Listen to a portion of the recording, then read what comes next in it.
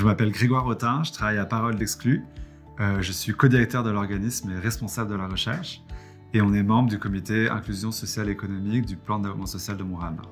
Donc dans le fond, le comité Inclusion sociale et économique, c'est un comité qui rassemble, je pense, 8 organisations de Montréal-Nord, puis on travaille sur les enjeux d'inclusion sociale et économique, comme son nom l'indique. Dans le cadre de nos travaux, on a été approché par le chantier de l'économie sociale pour réfléchir à comment l'économie sociale peut redevenir un levier de développement territorial, puis d'un levier dans la lutte à la pauvreté et à l'exclusion.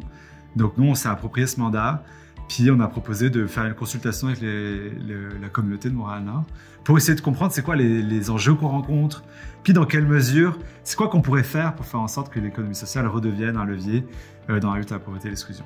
Puis moi, dans le cadre de ce mandat-là, j'ai travaillé avec Jean-François Gosselin du pôle pour mobiliser la communauté, puis aussi penser la méthodologie, donc rassembler les acteurs, avoir des moments d'échange, avoir des retours, des synthèses avec toute la communauté pour valider les barrières identifiées, faire émerger des recommandations, et enfin aller les discuter avec le milieu de la recherche, parce qu'on a un lien avec le Centre de recherche sur les innovations sociales, le CRIS, et donc discuter nos recommandations qui sont très ancrées territorialement pour voir comment ça peut résonner ou non avec d'autres espaces au Québec et à l'international pour enrichir notre compréhension et arriver avec des recommandations qui sont peut-être plus pertinentes pour l'ensemble du mouvement.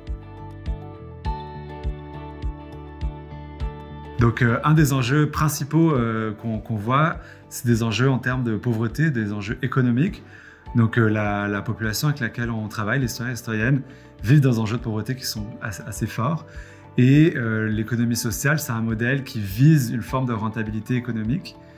Et dans un contexte où les gens n'ont pas de marge de manœuvre économique, ne peuvent pas se permettre de s'offrir des biens de consommation qui pourraient être offerts par les entreprises d'économie sociale, ou qui n'ont pas non plus le temps à dédier à la construction d'une entreprise collective ou à dédier à faire en sorte que ça marche, une entreprise d'économie sociale.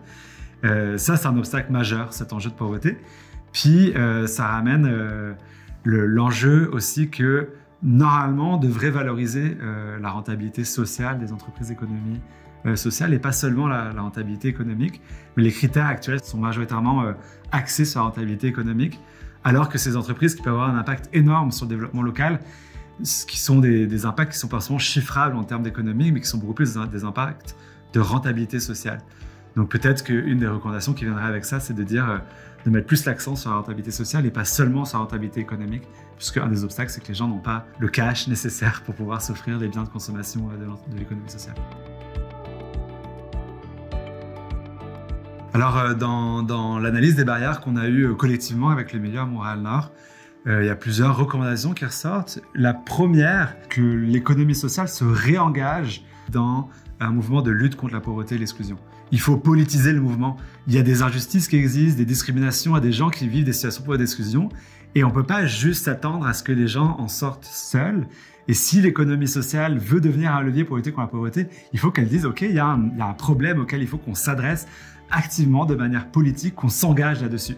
C'est un changement de posture qui est demandé.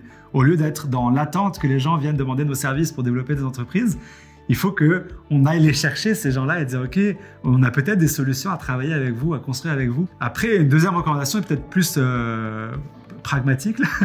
Il y a un enjeu de tout le vocabulaire, de tous les supports de communication, de tout l'accompagnement qui n'est pas accessible à des gens qui ont des parcours de migration, à des gens qui n'ont pas forcément de diplôme universitaire ou même de diplôme secondaire. Donc, adapter le langage, vulgariser, avoir une communication qui soit inclusive avec les personnes en situation de pauvreté et d'inclusion, c'est hyper important.